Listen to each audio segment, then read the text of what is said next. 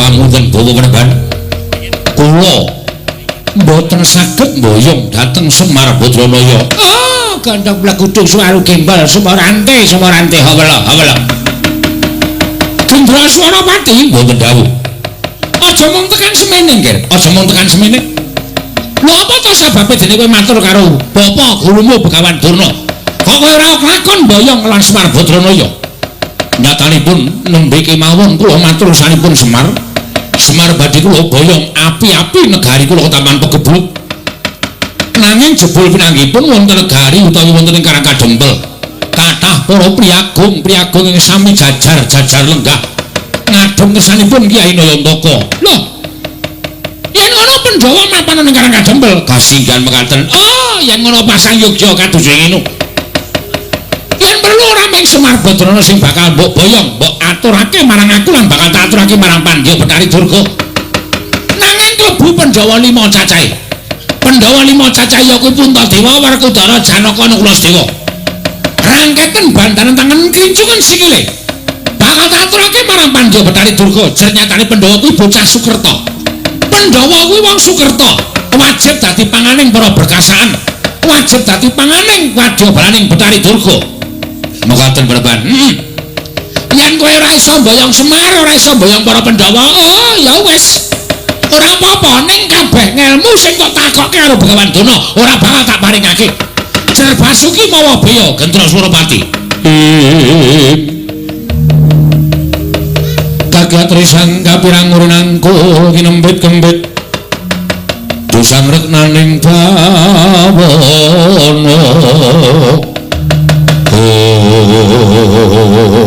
Wah, mekaten Peneban. Ya pancen syarat-syaratane pancen kudu kaya mangkono, kowe ngerti dhewe ta?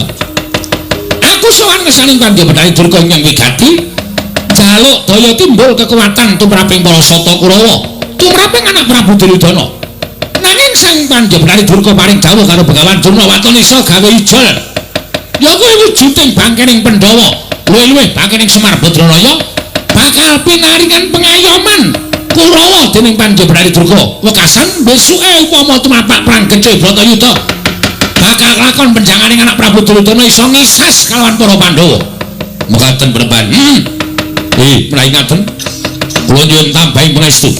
Mboten kitang sekedhik kula mbeta wadyabala saking negaring Pageralun. Badhe kula ketapaken supados damel geger Karang Kadempel. Nah, ngono kuwi lho, gawe geger. Ora ming ora iso mboyong Semar kok terus matur ora iso mboyong Semar Badranaya. Oh, jenenge kuwi jenenge ora budidaya. Wong kuwi diwenangake budidaya. Nggih, Peneban. Wis kana mangkat to. Wadyabala Pageralun. Pageralun diketapake. Supaya gawe geger Karang Kadempel. Nggih, ngestaken dawuh Paduka Peneban kula terus minggah. Iya, cetak. Saka kadoan nek mulotake karo kowe Gendra Suropati. Nuwun sewu sinuwun. Abdi pun Kunjara Yaksa jumadhong dawuh. Gusti nadyan ingkang dipun tumenggungan. Kula jumadhong dawuh. Sinuwun kula jumadhong dawuh. Wadyabala Pageralun wonten timbalan. Dina samengko mituruti jaluke Bapa guruku, ya Bapa Begawan Durna. Ingkang banget ndak pundi-pundi sarta ndak aosi. Nalika semana aku sowan ning Pertapan Sukalima. Entuk dawuh pangendikaning Begawan Durna yen to aku kudu bisa ngaturake reruba pepanggil kinarya ijol nggonku bakal entuk ngelmu kawruh saka Begawan Durna. Mongko ijole ora endreng kudu nggawa bandaning Semar. Yen perlu Pandhawa 5 cacahe kudu tak aturake marang Begawan Durna. Yen to kasembatan aku mbantu Semar sarta mbantu para Pandhawa bakal wuwuh ngelmu jaya kasantikan. Guna kanuraganku satemaku bakal dadi ratu ing Anjayeng Bawana. Lajeng kepareng Paduka ngawi sangganing para wadyabala mugi ambabarana ing abdi kepatihan. Gret amit brongkat kimpul gajah gelar Siwa Barung. Wadyabala sacukupe saka negara ing Pageralun. Nggih. Ngampyak Karang Kadempel. Sapa sing ketok digawe sungsang Bawana balik. Nun ngestaken dawuh. Pangkatipun para wadyabala benjang menapa ora kitang sambung obor celita mangkat dina iki. Nggih, ngestaken dawuh sinuwun.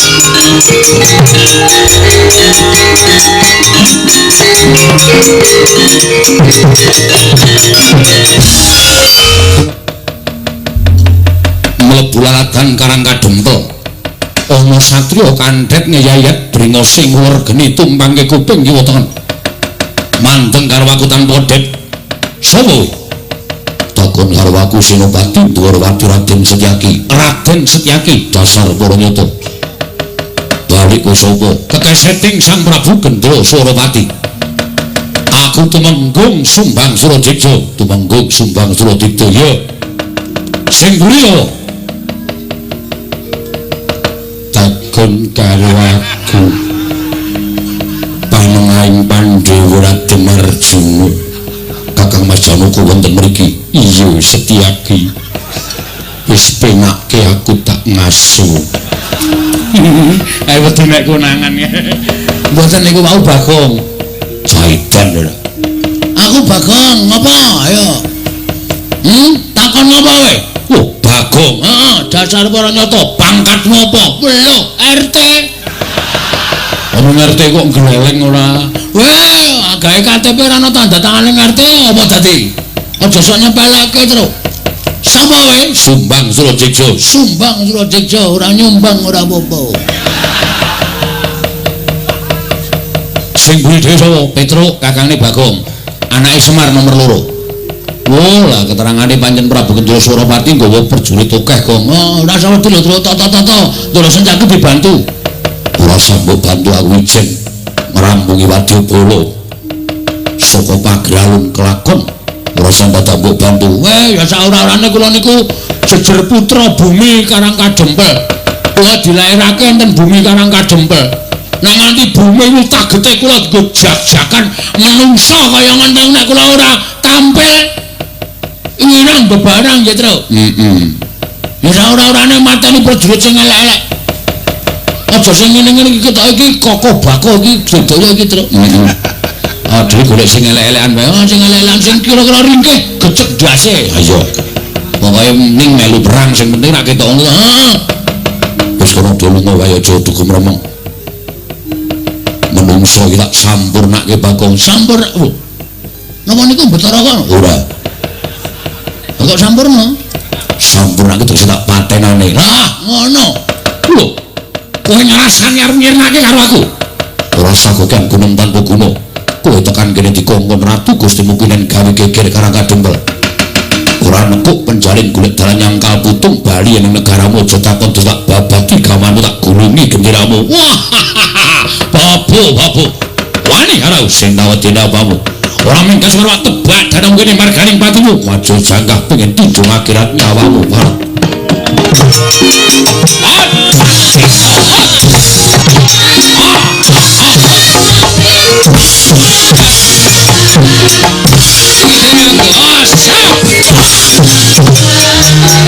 Sumbang Suradija Barat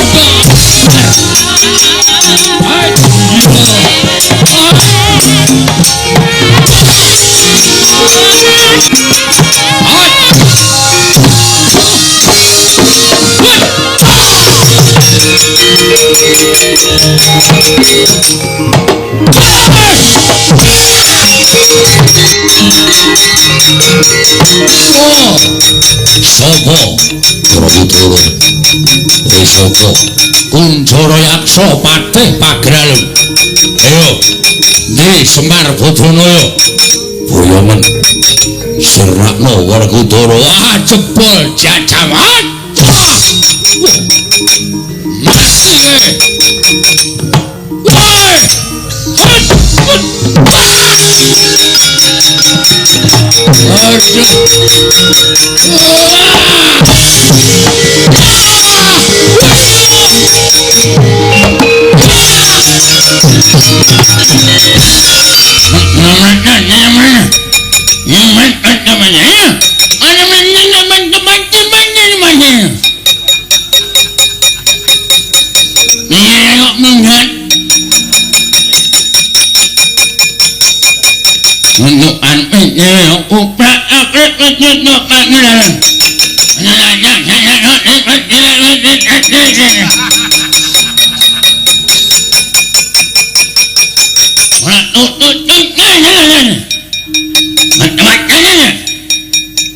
Gong, Rene otak nih dolanan.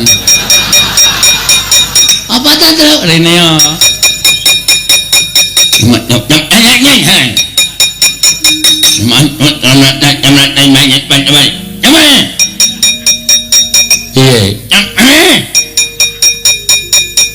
Maksudnya?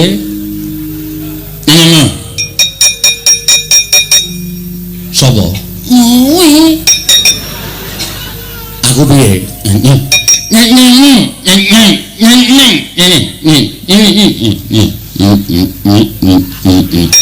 Kowe ditulis ning lemah.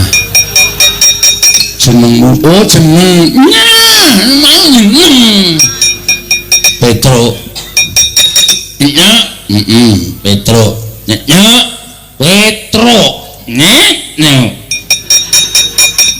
Nyanyi. Ngomong apa tadi? Aku yo radung, aku jane asine radung.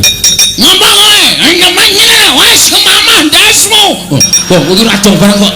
Men aku yo waton ngomong kok. Ini maknya ini. Apa ya wacane, Tru? Aku yo ora iso maca. Jenengmu sop sing mburi jenenge sapa? Sing mburi. Aku Bagong. Anak nyemai. Hah? Anak nyemai. Kemari piye? Anak nyemai. Anake Semare. Nyemar. Nah, rasa dinaiki Semar. Heeh, anake Semar. Nomor 2 nyomet nyonya. Ini nomor piro? Nomor 4. Telu. Nomor 3. Nah, arep apa kowe? Kowe ngomong ora cetha apa e? Wah, bolongan irung kecilikan terus.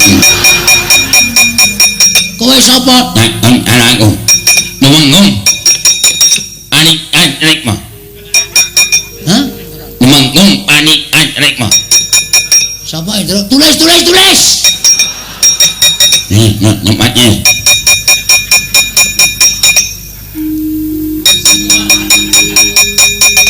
Tumenggung panik gasrekmo. Walah, tukang cukur to kowe.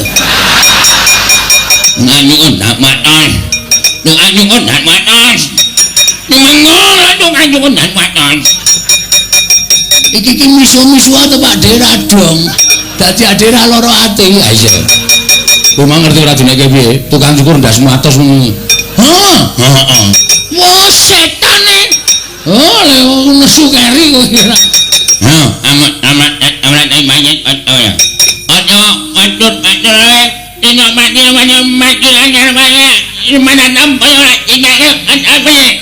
Tulis oke banget. Ngomong banyak tulis oke banget enak lemah. Aku radong nih, Semar. Oh, Semar piye? Mohon kincung kene. Lek lincung. Nek lincung manganen. Aku dong nek iki dong aku. Lek lincung manganen ngono to. Intine paham. Aku dong ikene paham lho ta. Kemarin dengan ini pondok angane lincung iki lek. Prabu namanya. Siapa? Prabu namanya. Maksudnya bapak war tok kerincung nane tok bondo bondo tangane tok kerincung sire tok aturke Prabu namanya. Gendro Suropati namanya. Aku entuk pepunga. Mundur.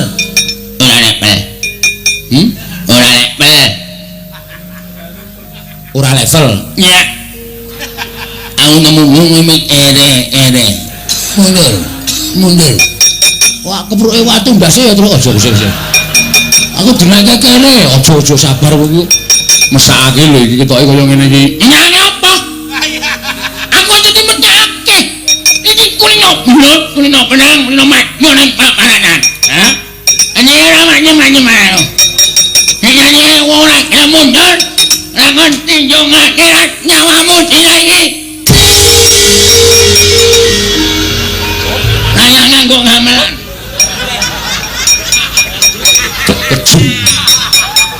Aku wis lak mumet e. Mumet ngopo? Mumet krungokke suarane iki. Wen modar mbok man. Oh. Jarike apik itu. Aja ya. Aja ngene wong mati iki medeni. Ora wedi demet. Oh ya wis. Lurek. Prodo Mas atu menggung. Ha iya. Copote wis. Lumayan iki. Itu solo kok ngono kuwi njupuk sandangane wong sing mati. Ah ora urusan. Mungso ya wis.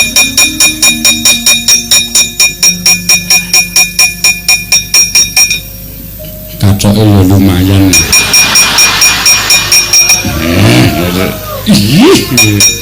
Waduh, gede banget. Disekeng.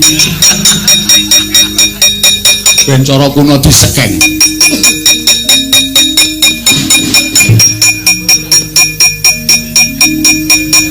Bangane ra ganti. Cetemene. Mayan iki rada larang. Bangane krokodil. Wedan gareng iki ketegelen nek kuwi. Wedangane kaya ngono itu. Wis mati ora krasa. Lho, mbakune mawut-mawut kok. Aku kok linting no. Wah, kok linting aku ora. Iki cepet banget nek disumet. Rung semat terus mabut ngono wis tekan cangkemmu. Ayo, amo Suramarta, Jayamarta ingkang kita.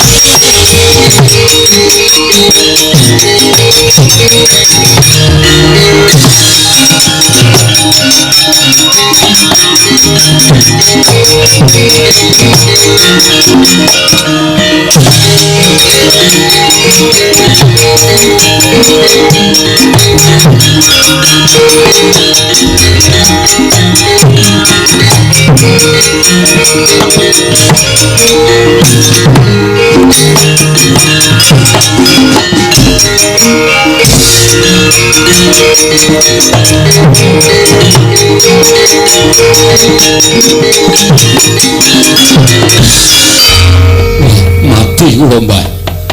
Piye? Jebul Karang Kadempel sing jaga mboten namung anak-anakipun Semar. Lah sapa? Sing jaga satriya-satriya bebadengan kula pinanggih kalian Raden Setyaki. Setyaki iki Senopati Ndarawati apa Prabu Kresna lengganeng kono, Pak? Kula piyambak mboten mangertos. Ning nek eneng Setyaki iki mesti eneng Prabu Kresna. Wis positif kuwi. Nggih. Kowe gelut? Nggih. Kula nyaut tumbak. Kula jojohi tumbak mboten kenging dheke nyaut godho tumbak disendal munggah godho tibake teng sirah kula. Sumrepet mboten weruh dalan pindha ninggen cengel nganti jengklet tutuk dada kula bres. Kula teng mriko suwe ra iso ambegan. Mundur. Nggih. Dudu tandingmu Setyaki. Oh, Kae Senopati Digdaya pengpengan. Ora ana wong sabrang sing iso menang karo Setyaki. Setyaki iki mbiyen jaman semono iki jaman aku ijek enom kuwi gayenge nek ming gelut karo aku. Setyaki niku. Damangi. Wah. Pecah kula, Mbah. Rekyana Pati Kunjara Yaksa. Nggih. Dos pundi? Pinanggi kalian satwa gagah gedhe. Dhuwur naminipun Werkudara. Kawon ta panjenengan? Inggih. Mundur. Panjenengan badhe majeng. Pun ta mundur. Inggih. Panjenengan sampun sepuh, Mbah. Ampun so nyawang tuane sing baku semangate. Oh, inggih.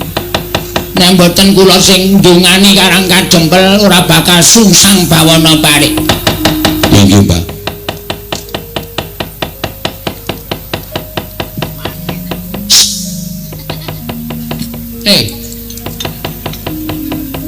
Arep maju ora kowe? Arep maju ora? Ganti jeneng po ajek jenengmu. Jan. Laura. Maju apa ora kowe kok meneng wae kaya wong ngalamun.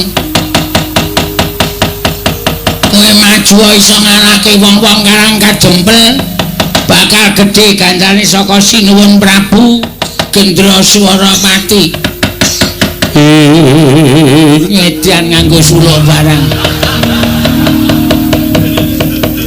Kang samar pamoring sukma.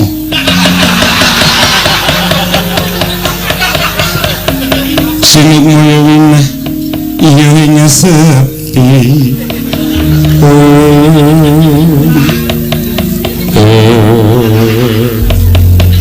Suluk ya suarane kaya banci. Mbah. Kula nek maju apa isih ana komanan mungsuh, Mbah? Isih pirang-pirang. Ya ampun, ya ampun. Iki wis tak pengin dadi prajurit ya ngeyel, wong wis tak yasake kios. Kowe buka salon. Kowe malah laris kok malah dadi prajurit barang. Jiwa, Mbah, jiwa kula. Jiwa kula menika prajurit, kula menika nadyan kados mengaten menika jiwa saya itu dilahirkan untuk menjadi seorang pemberani, Mbah. Ngono inggih. Wong suwe sapa, Mbah? Wong-wong Karang Kadempel jare akeh satriyane. Ya ampun, ya ampun. Amuk sira merata jaya merata imbang yen padha-padha. Iki prajurit saka Pagralan, Mbah. Nisih, Mbah.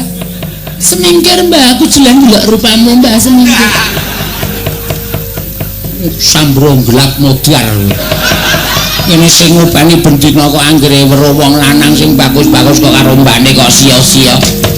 Amo sura merata candra tak ipel-ipel dadi apa kowe legane ati wong bagus. Najan tetep biadeg ora sepiro wae sapa ngaku wae. Iki apa iki? Uang ya, masak keong. Uang. Bringosen kok bringesan. Aku kan cowok feminim. Cowok feminim iki piye? Gak ngerti, gak milenial babal blas. Sapa Mas? Setyaki. Setyaki, ampun jenenge Setyaki sentil. Sedikit menjadi Kowe iki ngopo? gemes karo sampean gemes ya ampun tak jiwit lho. Kowe kirene arep perang bareng apa? Perang no. Ayo mungsuh aku. Mati dene aku Bangga tak ayoni. masih nggawa mantel. Ngopo? Ya ampun, perang karo aku kan kudu nganggo lemek. Nek ora kan ya ora gayeng to, Mas. Ya Mas ya. Ayo to. Iki wis jam 1 tak korting 15.000 wis ya. Gila nih.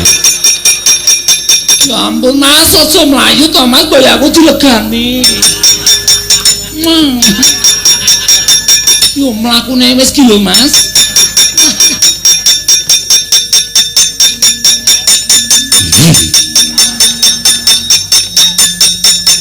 Enten apa? Nah, yen kowe cocok. Kula Yo maju mungsuhe Gilani. Mas mikir. Ku karepe dhewe ngalahke Ndara Sencaki. Apa dikira anak Semar ora ana sing iso ngalahke? Wong-wong paghalon. Ayo, kene. Legane ayo. Mungsuhe.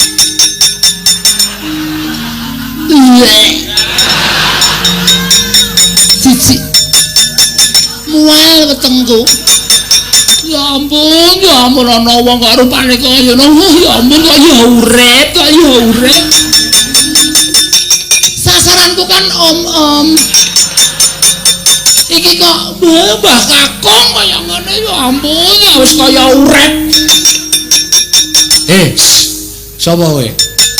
Sapa kowe? Kowe sapa? Petro. Jeneng kok Cakra. Cakra ngebleki jasmu iki.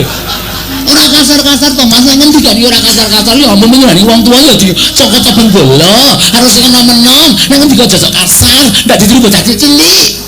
Sing aduh, tak kira apa ya ampun, udule godang.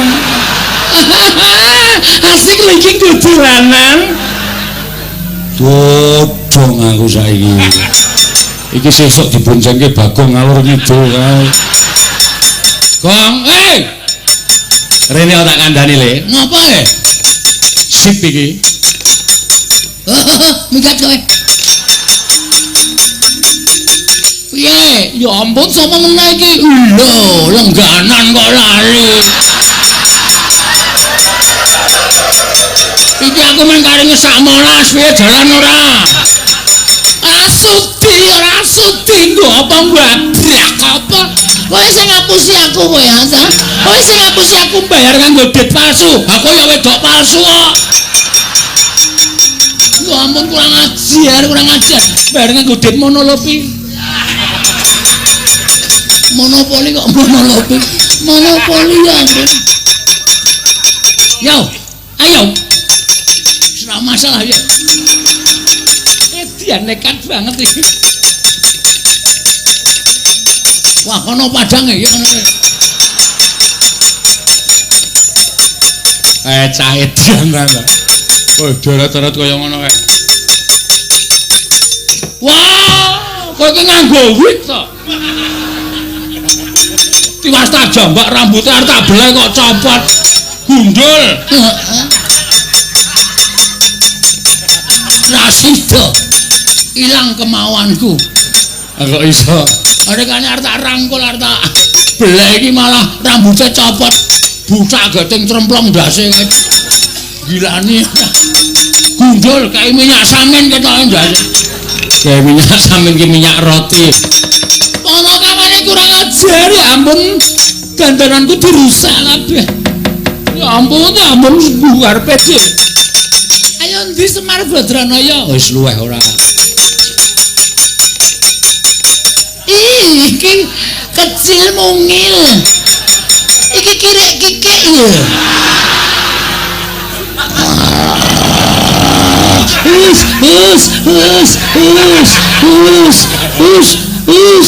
Oh, kadal ya ampun, latahku metu ya ampun kadal. Ya ampun kirek apik banget ya. Mas, Ngapa? aku mau tuku kirek kae. Mas kene dite. Piro? Sarmu lek ngene ku. Iki ana dit 200 samuku. Lek payon Urung pepayon blas mbok modar. Urung pepayon sedaya ya Satpol PP. Nah. Yo, kae skirik cilik to. Heeh. Wis manut aku. Kowe arep ngapa, Truk? Manut aku to.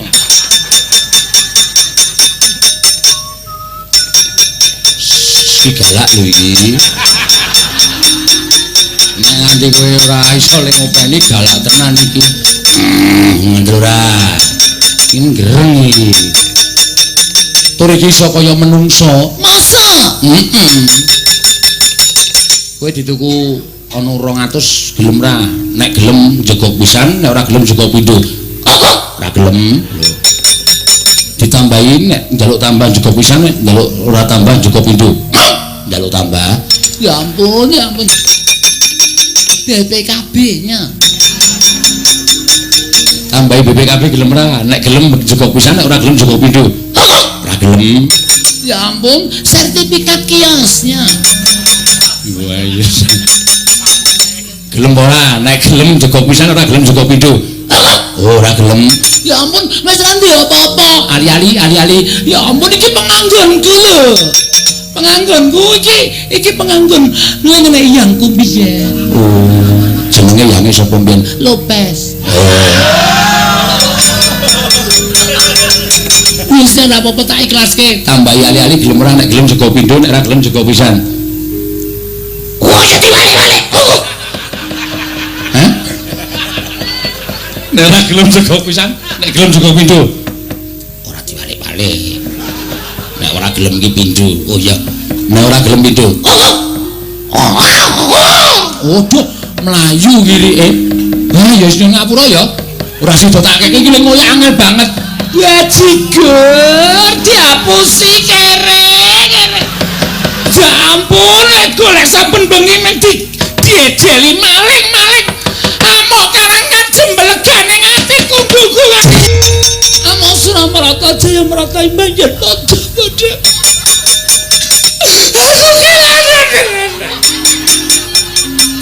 Aku kelangan.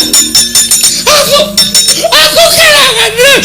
Aku dirampok urip-uripan. Petro, nun. Iki piye iki? Mboten ngerti niku edan kok sajane niku. Kudu gecek mawon mbono lho. Ora kok iki kelangan oh. Ya ampun, ketegelan. Lek kok malah sampean pengen aku dirampok kejadian. Aku kelangan das mat.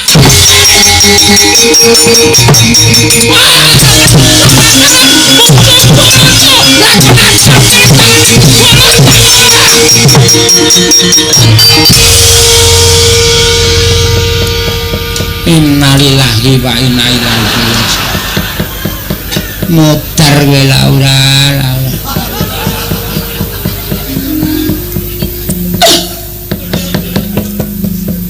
Isih urip ta? Tiwas tak dongake mesti muring-muring. Ya ampun, Mbah. Mbah. Tolongin aku, Mbah. Tolong, Mbah. Iya tak gotong ya. Lah bocah kok kaya ngene. Wis waras yo ngger, waras inggih, Mbah. Inggih, sesuk bengi jek nyambut gawe waras saya, yang golek pasaran ya waras saya Laura. Aja lara ngendak. Kowe ra iso dienggo golek pasaran ya Sahara, Samirah, Laura, Sukini. Pirang-pirang jeneng kula Mbah. Lah ya amuk ndi wong